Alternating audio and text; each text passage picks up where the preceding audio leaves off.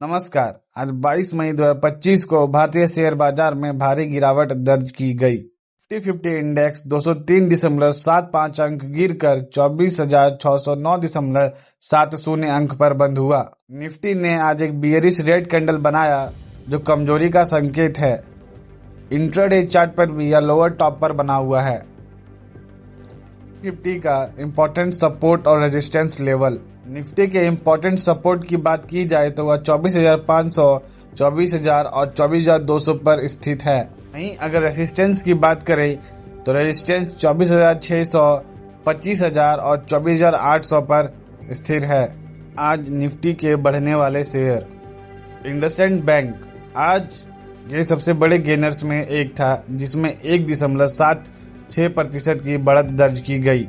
JSW steel इस share में भी 0.71% की बढ़त देखी गई। इसके अलावा बजाज ऑटो, भारतीय Airtel, hero MotoCorp, Tata steel और अल्ट्राटेक सीमेंट में भी कुछ मामूली बढ़त दर्ज की गई। 50 के आज के प्रमुख गिरने वाले शेयर।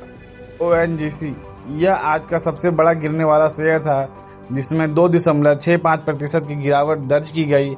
कंपनी ने वित्त वर्ष 2025 के लिए 35,610 करोड़ का शुद्ध लाभ दर्ज करने और 25% के अंतिम लाभांश की घोषणा करने के बावजूद इसमें गिरावट आई। इसके अलावा Mahindra and Mahindra, Hindalco industries, Wipro, Trent और टेक महिंद्रा में भी गिरावट देखी गई।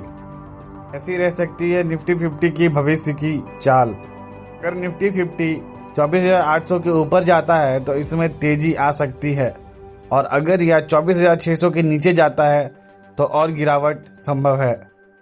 कई विशेषज्ञों का मानना है कि निफ्टी में गिरावट जारी रह सकती है जब तक यह 24,800 से नीचे रहता है, कि 24,500 के महत्वपूर्ण सपोर्ट स्तर से उछाल की संभावना भी है, जो लॉन्ग लोअर शैडो वाली छोटी नेगेटिव कैंडल के बनने से संकेत मिलता है। यह निचले स्तरों से खरीदारी का संकेत देता है। कुछ विशेषज्ञों ने सेल ऑन राइज रणनीति अपनाने की सलाह दी है। सेंसेक्स की आज सेंसेक्स भी गिरावट के साथ बंद हुआ। सेंसेक्स 644.64 अंक यानी 0.79% गिरकर 80,951.99 अंक पर बंद हुआ। सेंसेक्स 81,323.05 पर खुला था और दिन के दौरान 81,323.24 के उच्च स्तर और 80,489.92 के निचले स्तर तक गया। सेक्स के 30 शेयरों में से भारतीय एयरटेल, इंडसइंड बैंक और अल्ट्राटेक सीमेंट को छोड़कर बाकी 27 स्टॉक गिरावट के साथ बंद हुए। Mahindra and Mahindra, tech Mahindra, power grid corporation, ITC और बजाज फिनसर्व में 1.54% से 2.27% तक की गिरावट देखी गई। बात बैंक निफ्टी की। आज 22 मई 2025 को बैंक निफ्टी में थोड़ी गिरावट देखी गई। हालांकि बाद में इसमें कुछ सुधार हुआ और यह मामूली गिरावट के साथ 54,941 अंक पर बंद हुआ। यह पिछले दिन के मुकाबले 133.80 अंक या 0.24% नीचे रहा। दिन की शुरुआत गैप डाउन के साथ हुई थी और शुरुआती घंटों में बिकवाली का दबाव दिख रहा था, लेकिन सत्र के आखिर में रिकवरी हुई। बैंक निफ्टी ने दैनिक चार्ट पर एक छोटी बुलिश कैंडल बनाई है, जिसमें लोअर हाई और लोअर लो है, जो जारी समीकरण और सुधारात्मक रुझान का संकेत देता है। कुछ विश्लेषणों के अनुसार एक हैमर कैंडल स्टिक भी बनी है, जो संभावित रिवर्सल का संकेत दे सकती है।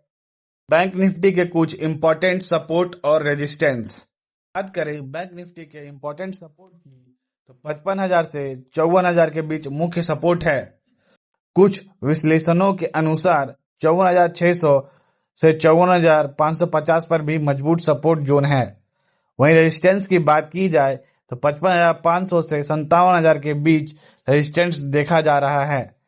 55,150 से 55,200 को भी रेजिस्टेंस के रूप में देखा जा रहा है। उच्चतम कॉल राइटिंग 55,500 पर है, जो एक महत्वपूर्ण रेजिस्टेंस स्तर है। Overbought condition. कुछ विश्लेषकों का मानना है कि RSI 70 से ऊपर बना हुआ है, जो ओवरबॉट स्थिति और आगे समीकरण या सुधार की संभावना को दर्शाता है। यदि बैंक निफ्टी 55,000 से ऊपर जाता है तो इसमें ऊपर की ओर गति देखी जा सकती है और 54,700 से नीचे जाने पर गिरावट देखी जा सकती है। यदि यह बुधवार के उच्च स्तर 55,356 से ऊपर जाता है तो यह 55,800 से 56,000 के स्तरों की ओर बढ़ सकता है। आज की गिरावट के मुख्य कारण: अमेरिकी ऋण संबंधी चिंताएं। अमेरिका के बढ़ते ऋण और बॉन्ड यील्ड में वृद्धि ने वैश्विक बाजारों को प्रभावित किया, जिसका असर भारतीय बाजार पर भी देखा गया। मध्य पूर्व में बढ़ते हुए तनाव। ईरान और इजराइल के बीच बढ़ते तनाव की खबरों से निवेशकों की जोखिम लेने की क्षमता प्रभावित हुई। सकारात्मक ट्रिगर्स की कमी। घरेलू बाजार में नए सकारात्मक ट्रिगर्स की कमी थी। उच्च मूल्यांकन। हाल की रैली के कारण भारतीय बाजारों में शेयरों का मूल्यांकन बढ़ा हुआ था, जिससे करेक्शन की आशंका थी। कमजोर क्वार्टर फोर कमाई। कंपनियों की चौथी तिमाही की कई उम्मीद के मुताबिक नहीं रही, जिससे बाजार की धारणा कमजोर हुई। धन्यवाद।